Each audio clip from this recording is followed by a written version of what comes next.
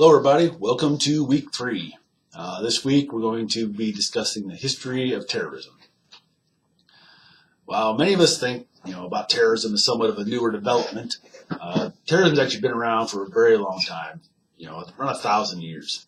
Now obviously the term terrorism really wasn't used for nearly that long. It wasn't used back then, but that doesn't mean that terrorism really hasn't existed in some form or another. The first group discussed in the book is the Zealots. And the Zealots operated in areas known today as Israel and Palestine, and that was in the latter half of the first century. Their goal was pretty much just to overthrow the Roman Empire in Judea and reform the practice of Judaism into what they believed it should be.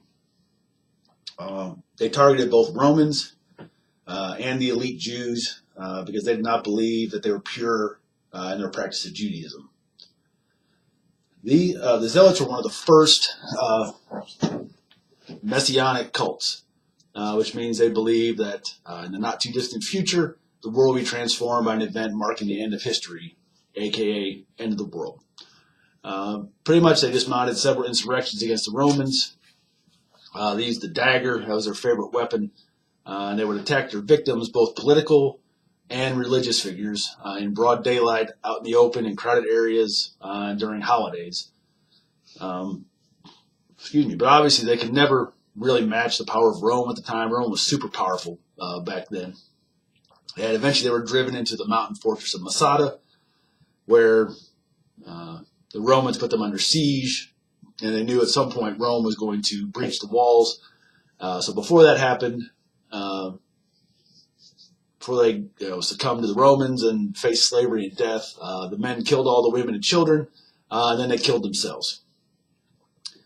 So the Zealots kind of provided inspiration and were kind of a model for many of the anti-colonial groups of the 20th century. The next group was the Assassins.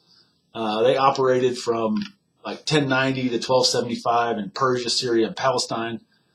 Their goal was to purify Islam in both religious and political institutions, which in their view were inseparable. Both religious and political institutions were one and the same. So they targeted everybody that they believed were enemies of Islam. They also used dagger as their main weapon, and also attacked victims in broad daylight in front of others. Because of how they actually carried out their attacks, this is one of the first examples of suicide terrorists. And the term they used to describe the suicide squads was fedayeen, which is still used today. You'll hear that term used quite frequently, actually, anymore. They established some mountain strongholds and declared themselves an independent state, which is interesting because no one else really did that until ISIS began doing that in 2014. The Assassins were eventually crushed by the Mongols and Arab armies, and they really never accomplished anything much in the way of their goals. The third historical group discussed in the book were the Thuggees, or the Thugs. And they actually started prior to the Assassins appearing in Persia, and they outlasted both the Zealots and the Assassins. They were a religious cult in India. They began somewhere between the 7th and the 13th centuries. And then they actually lasted all the way into the 19th century when they were finally defeated by the British and other colonial forces. They worshipped the Hindu goddess of death, and they believed that the goddess required them to commit human sacrifices, which helped maintain the balance between life and death.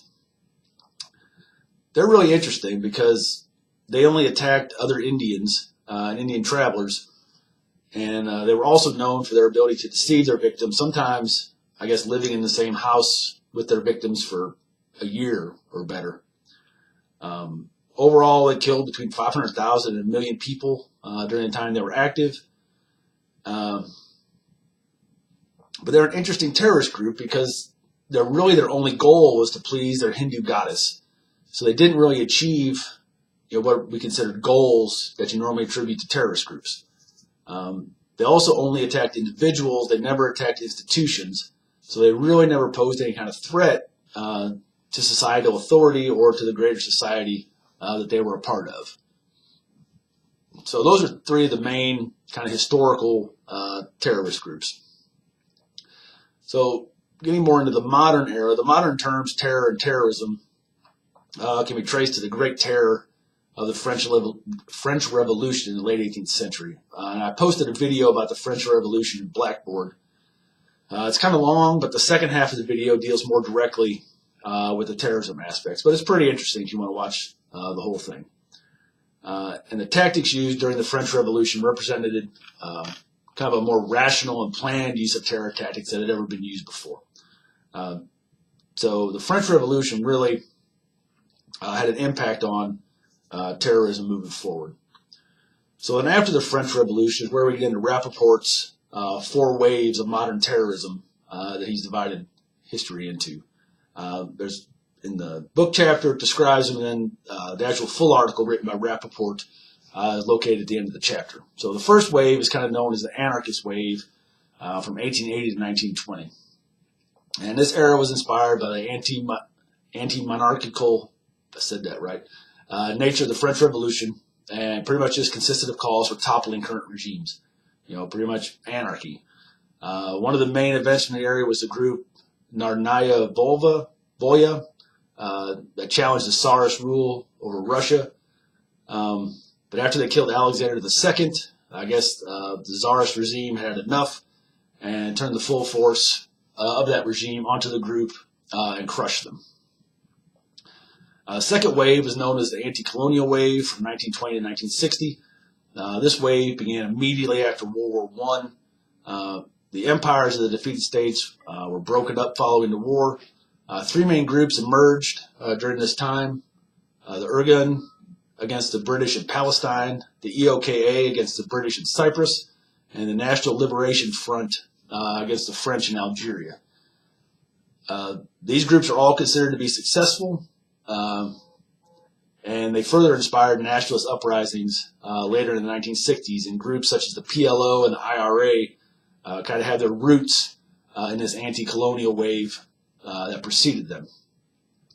But groups that followed were rarely able to repeat successes of these 3 previous groups. Third wave is known as the New Left wave, and that was from 1960 to 1980. And this wave is pretty much characterized by the ideologies of Marx and Lenin, which were used to justify violent action to overthrow Western capitalist systems.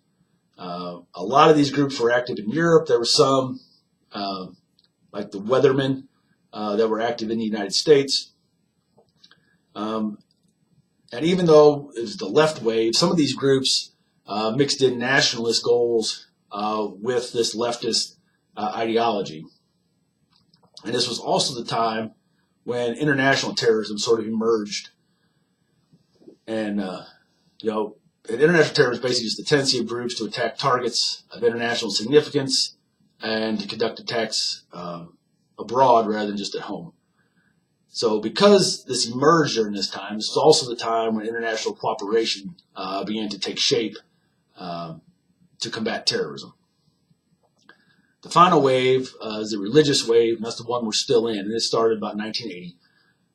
And even though religious terrorism encompasses various religions and has nationalist aspirations, there are some common similarities among the groups, and those are outlined in the chapter.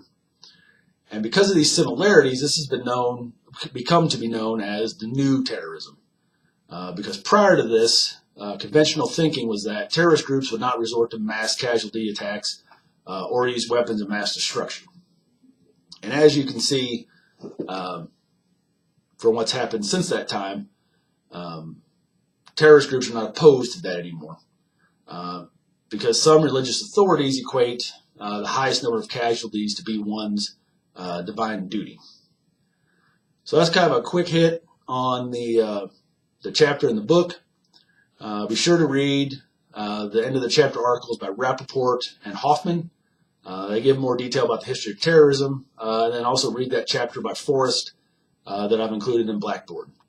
Be sure to complete your discussion board this week, and I'll see you next week.